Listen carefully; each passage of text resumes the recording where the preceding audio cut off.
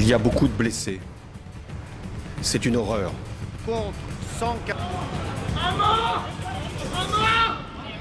Putain de bâtard de terroriste! Enculé de vos mères la chienne! Enculé de vos mères la sale chienne! ¿Qué tal? Buenas tardes. Estamos arrancando otro programa de Visión 7 Internacional. Hoy sin la presencia de Pedro Brigger, pero estamos con Telma Luzani, con Rosario Lufrano. ¿Qué tal? ¿Cómo están? ¿Cómo están? Buen día, bienvenidos. Y un programa que vamos a tener varios temas fuertes para tratar. Ustedes veían las imágenes en el clip de apertura que siempre ofrecemos, la imagen de Lula, también la imagen de los refugiados, que está siendo una cuestión que Europa no le encuentra la vuelta y muy controvertido los últimos pasos que se están dando, Telma, con respecto al acuerdo que hay con Turquía para una ayuda económica a cambio de que reciba a los refugiados. Un tema muy controversial que lo vamos a estar enfocando a través de un informe y seguramente conversando aquí. Sí, y me das pie para otro tema también muy importante, porque una de las cosas que se está hablando con el tema de los refugiados es, y vinculado también con el terrorismo, es el estado de excepción. Y el estado de excepción es algo que las democracias occidentales están apelando cada vez con más asiduidad cuando hay, ya digo, una situación de inseguridad o un ataque terrorista como fue el de Francia de Charlie Hebdo. Un filósofo italiano, Giorgio Agamben, escribió sobre este tema, sobre el estado de excepción, viéndolo como más globalmente, como una transformación que están viviendo las democracias occidentales en el estado de las democracias occidentales. Y para eso invitamos a la doctora Flavia Costa. Ella es doctora en Ciencias Sociales, justamente, y bueno, no solo entrevistó muchas veces a Giorgio Agamben, sino también está escribiendo un libro sobre él y tradujo el libro que se llama Estado de Excepción. Así que vamos a hablar con ella para que nos explique justamente cuáles son las tesis de este filósofo. También hay otros temas que, si bien no lo vamos a llegar a tratar en informes, vamos a hacer un repaso sobre los mismos, como el comienzo de las conversaciones de paz en Siria, la reanudación de relaciones entre Cuba y Unión Europea y otros temas que también fueron noticia esta semana. Pero ya vamos a la noticia de la semana, que fue... El tema relevante, sí, y a través de un informe sobre Brasil. Brasil, efectivamente, lo último que ha acontecido, el jueves a la tarde fue declarada la prisión preventiva contra el expresidente Lula da Silva, lo cual, por supuesto, provocó una reacción muy fuerte, no solo dentro de Brasil, sino también fuera de Brasil. Pero vamos a ver el informe. El pedido de la Fiscalía, ¿no? Pedido de la Fiscalía, todavía la abogada, la jueza, no, perdón, tiene que decidir no si no se pronunció. o no, todavía no. Mañana es la marcha de la oposición. Mañana es la marcha. Vamos a ver el informe y después comenzamos. Todo santo dia alguém vai do PT sangrar.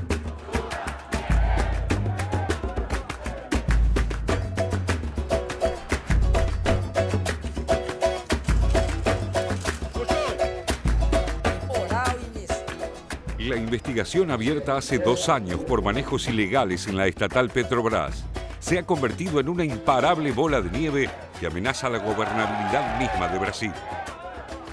El escándalo, que afectó a una de las empresas más grandes de América Latina, dejó al descubierto una trama de complicidades y sobornos que implicó a medio centenar de políticos y que en los últimos días llegó a su punto crucial al poner en jaque a la figura del expresidente Lula da Silva, una de las más convocantes del país.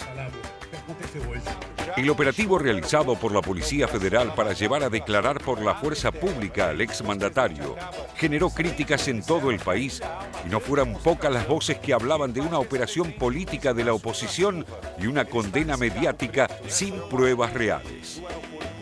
No obstante, el fiscal Carlos Fernando dos Santos acusa al exmandatario de haber recibido dinero por parte de las empresas constructoras que participaban en la red de corrupción instalada en torno a Petrobras. Según dos Santos, el expresidente brasileño se benefició de un esquema de corrupción que habría desviado al menos 2.500 millones de dólares entre el 2004, un año después de su llegada al poder, y el 2012. Por eso también se obligó a comparecer a 2 de los hijos del expresidente y se allanaron viviendas de la familia en las afueras de San Pablo y en la sede de la ONG Instituto Lula, entre otras propiedades. El fiscal asegura que el Instituto Lula recibió cerca de $5 millones en donaciones de las 5 empresas más implicadas en los desvíos en Petrobras. También señala que recibió de esas mismas empresas $2,5 millones por conferencias que dictó. Hasta aquí, lo que se comprobó es que Petrobras licitaba obras con sobreprecios que beneficiaban a constructoras sobre la política Compre Nacional implementada por Rousseff cuando era ministra de Energía. De esos presupuestos, miles de millones de reales se desviaban en sobornos para empresarios y políticos. Luego, el dinero se blanqueaba a través de negocios paralelos o era transferido al exterior.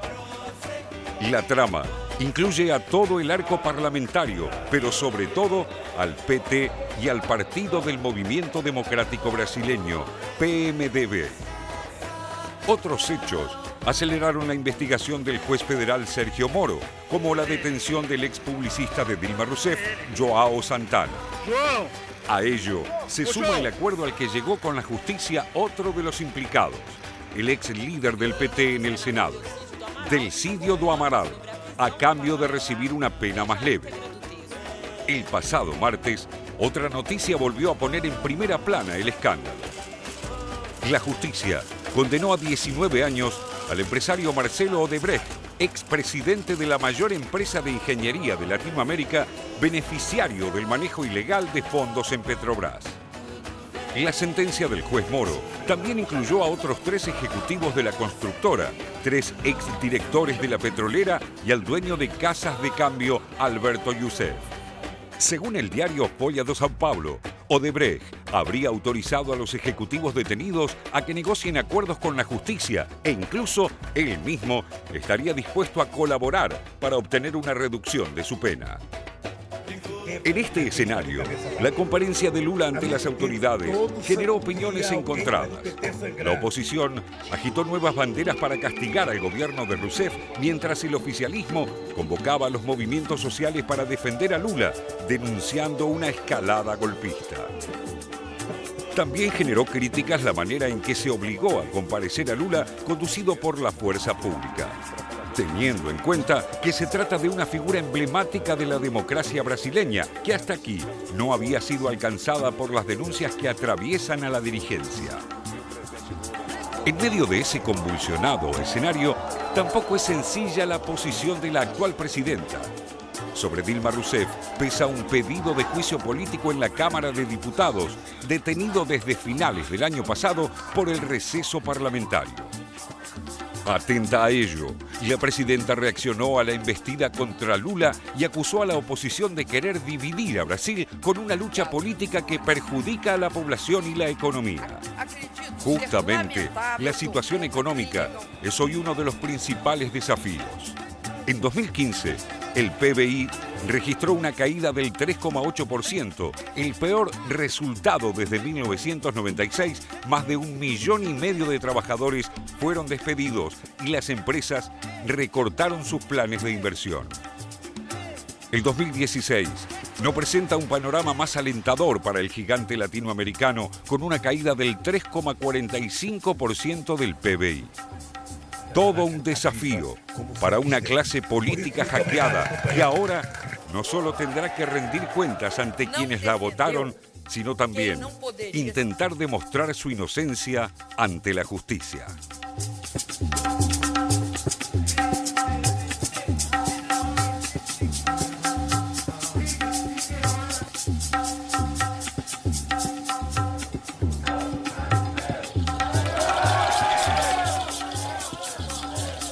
La Fiscalía del caso sobre corrupción en Petrobras está pidiendo la prisión preventiva del expresidente Lula. Pedido de la Fiscalía que la jueza que entiende en el caso puede tomar ese camino o, por supuesto, rechazarlo. La Fiscalía afirma que en contra de Lula existen más de 30 fojas. Esto además lo basa en el testimonio de un arrepentido, un detenido, Du Amaral, el ex jefe de senadores del oficialismo, que dice exactamente, y lo dijo ante la justicia, que por pedido expreso de Lula intentara sobornar al expresidente de Petrobras, Néstor Cerveró.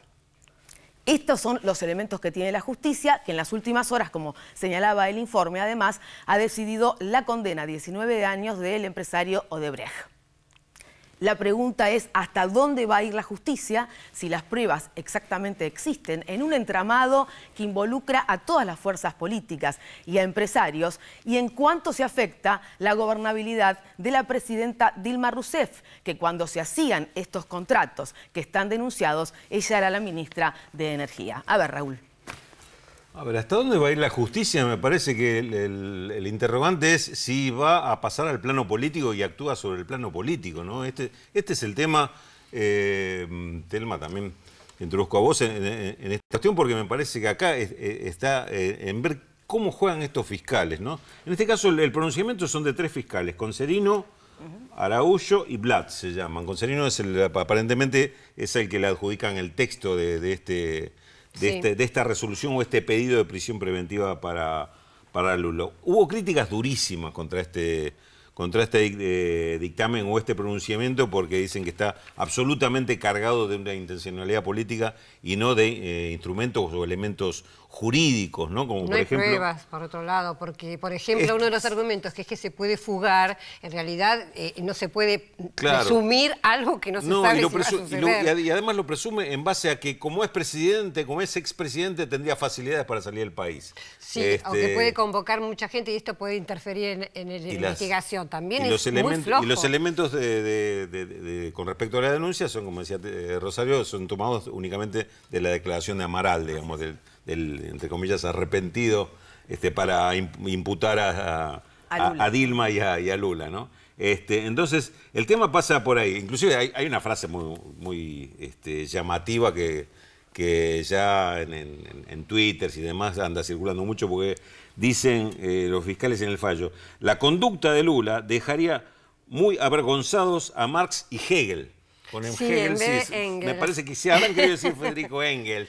Claro. Dijeron Hegel en el apuro o en el descuido por presentarla. Pero el apuro, déjame ir a este punto, el apuro tampoco es tanto, porque ya el 22 de enero, fíjate vos cómo juegan esto también, los medios de comunicación y el juego de los fiscales, ya el 22 de enero Concerino le había anticipado a la revista Bella, una revista que también se está caracterizando por las campañas en contra del PT, que iba a presentar iba a hacer esta presentación pidiendo la prisión preventiva de Lula. El 22 de enero la presenta esta semana, justo en el momento que se va a hacer, que es la convocatoria de la marcha de oposición.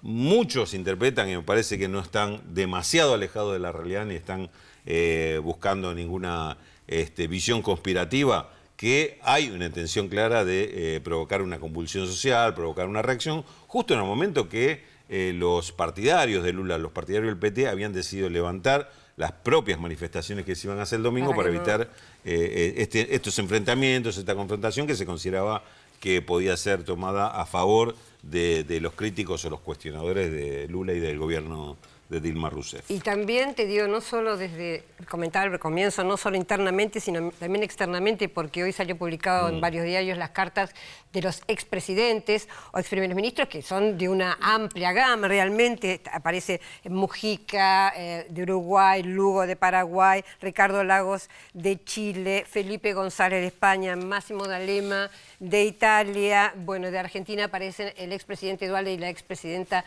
Cristina Fernández de Kirchner, firmando una carta que habla de un injustificado ataque a su integridad personal. O sea que aparece ya no en términos conspirativos, sino en términos de que realmente esto es algo que excede un poco a la justicia. Y dice, preocupa la tentativa de algunos sectores de destruir la imagen de este gran brasileño. Esto textual. Y me parece que un poco apunta a eso, ¿no? O sea, casi todos los analistas brasileños sobre todo ven que detrás de esto hay una intencionalidad para frenar la posibilidad de que Lula en el 2018, con la enorme popularidad que tiene, porque sigue teniendo una popularidad muy alta, el presidente que sacó a Brasil de una situación de país emergente e injusto, lo colocó a nivel mundial con los BRICS, que sacó 40 millones de personas de la pobreza. Es decir, un presidente que tiene mucho para demostrar y que puede perfectamente volver a ser presidente de Brasil. Entonces, esto me parece que está muy en juego en esto que está sucediendo.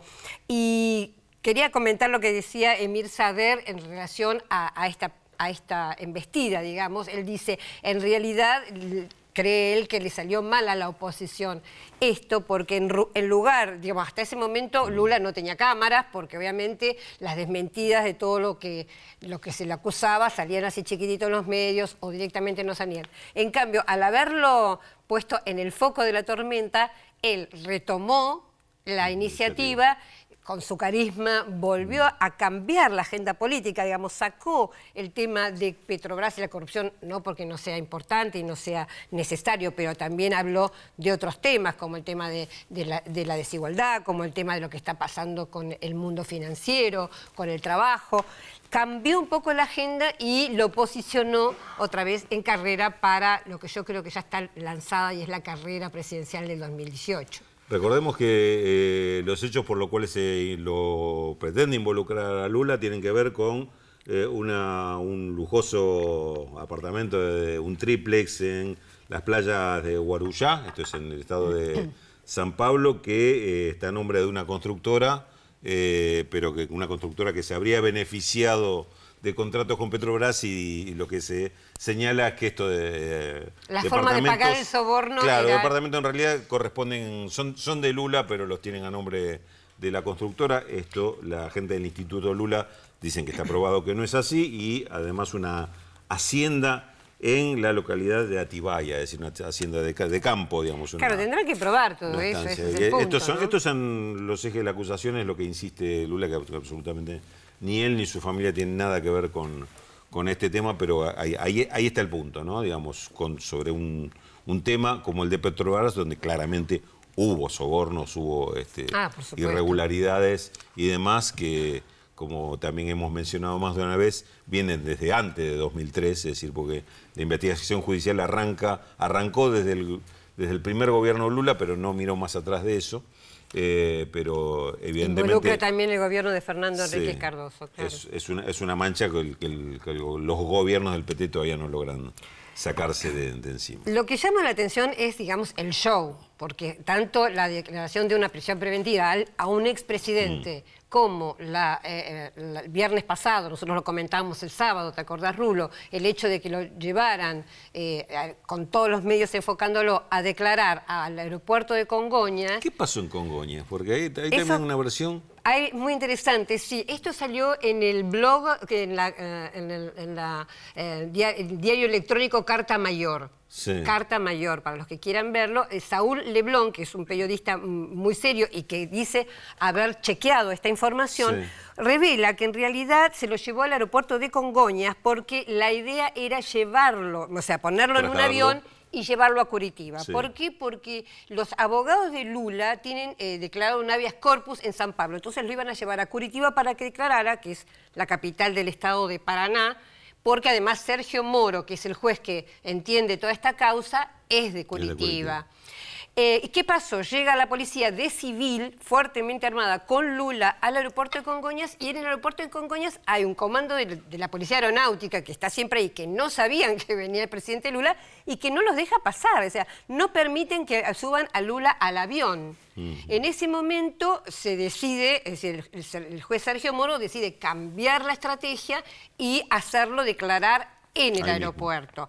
Esto, por supuesto que todavía es una versión periodística, te diría, de Saúl Leblon. De todas maneras, hay, según lo que él mismo cuenta, testigos presenciales que vieron esta situación. Hay gente que lo grabó en celulares y que se ve esto. Así que, bueno, lo que incluso pide Saúl Leblon es que ahora haya una investigación sobre esta situación de llevarlo de esta manera a Lula, ¿no? Y hablando de militares, una cosa que me parece que hay que destacar también es que han hablado los militares respecto a este tema, desfavorablemente en relación a Lula, lo han criticado mucho.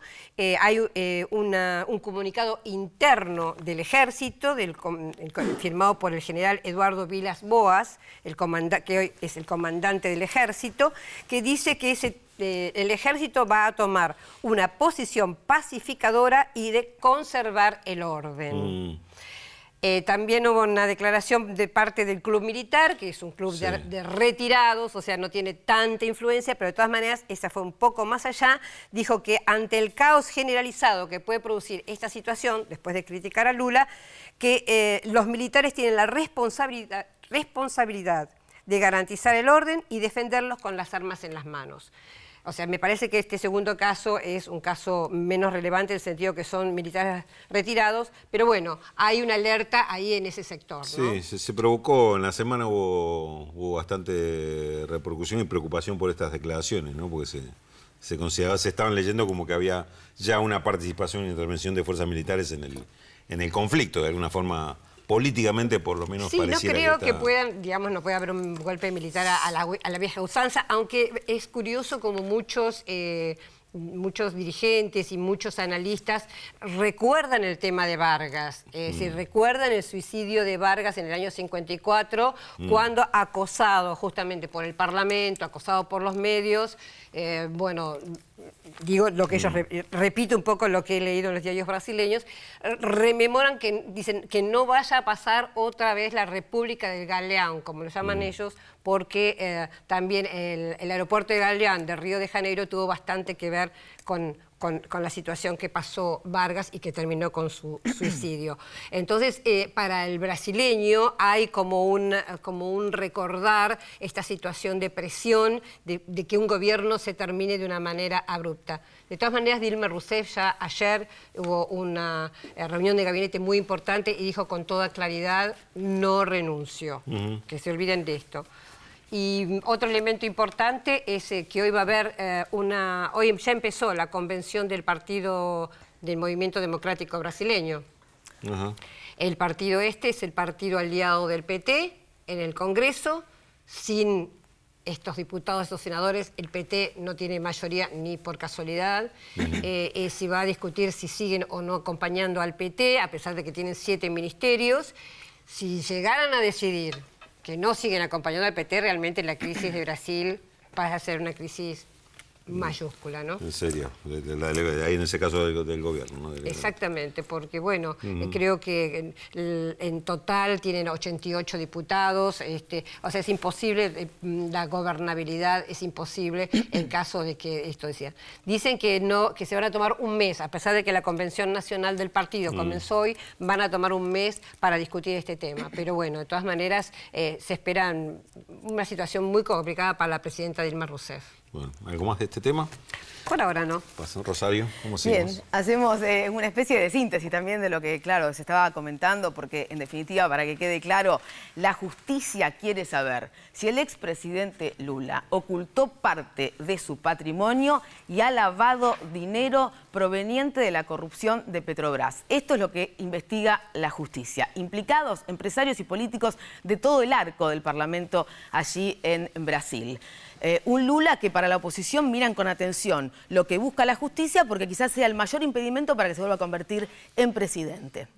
Pero mientras tanto gobierna Dilma Rousseff y allí está la cuestión de la gobernabilidad. Como bien se apuntó, ella dijo no renuncio, pero algunos también sueñan con reflotar la idea de su juicio político. Vamos a compartir la primera pausa en Visión 7 Internacional. Seguramente hay muchos mensajes y empezamos a dar alguna pista de la incógnita de hoy, Félix. Exactamente, Rosario. Bueno, les recordamos, hoy hasta las 13:45 vamos a estar. Tenemos algunos minutitos más, suerte que no vino Pedro, porque si no esos 15 minutos se consumen, vio cómo habla y habla y habla, pero bueno, lo vamos a esperar atentamente hasta el sábado que viene, seguramente Pedro va a estar. 0800 444 1777 y 4535 0709 los teléfonos para comunicarse con nosotros. Ya nos llamaron Francisco de San Juan, dice, ¿cuál es el problema de que un exfuncionario sea citado por la justicia? Nélida de Floresta. Los quiero a todos. No creo en el intento contra Dilma y Lula. Y Emilia de Salta, saludarlos y felicitarlos por el programa. Los veo todos los sábados. Gracias, Emilia. Gracias a todos los que se siguen comunicando. Recuerden que también nos pueden ubicar a través de la red social Facebook. Yo veo Visión 7 Internacional. Allí está. Y también pueden hacerlo a través del correo electrónico. Claro está. B7, atención, B corta 7 con número inter@gmail.com. El correo electrónico. Y como lo decía muy bien Rosario, vamos a irnos a la pausa, pero claro está, no sin antes recordarles la incógnita. Les vamos a ir dando datos a través de los distintos bloques de Visión 7 Internacional para que ustedes nos digan de quién se trata el personaje que hoy ponemos a consideración de nuestros televidentes. La idea es siempre hablar de alguna persona que haya tenido vinculación con el arte, con la ciencia, alguno que no ha sido muy difundida su obra, pero que seguramente algunos conocen. Nuestro personaje de hoy, por ejemplo, nació en la provincia de Matanzas, en Cuba, y cuando era muy joven obtuvo su primer reconocimiento literario al ganar el Premio Nacional de Literatura otorgado por las autoridades educativas de la isla. ¿Quién es nuestro personaje de hoy? Primera incógnita, pero vendrán otras, claro está. 0800 444 1777 45350709 los teléfonos. Primera pausa y le adelantamos los temas que vamos a desarrollar en los próximos bloques. Estado de excepción permanente. A pocos meses de los atentados de París, el gobierno francés propone extender la vigencia del estado de emergencia, sacrificando libertades ciudadanas. ¿Es imprescindible suspender derechos para combatir el terrorismo? Analizamos el tema con la doctora Flavia Costa y además... Refugiados como moneda de cambio. El polémico acuerdo impulsado por Alemania para que Turquía reciba inmigrantes deportados a cambio de dinero provoca tensiones políticas en la Unión Europea. Luego de la pausa, todo esto y mucho más, aquí en Visión 7 Internacional por la TV Pública. Ya volvemos.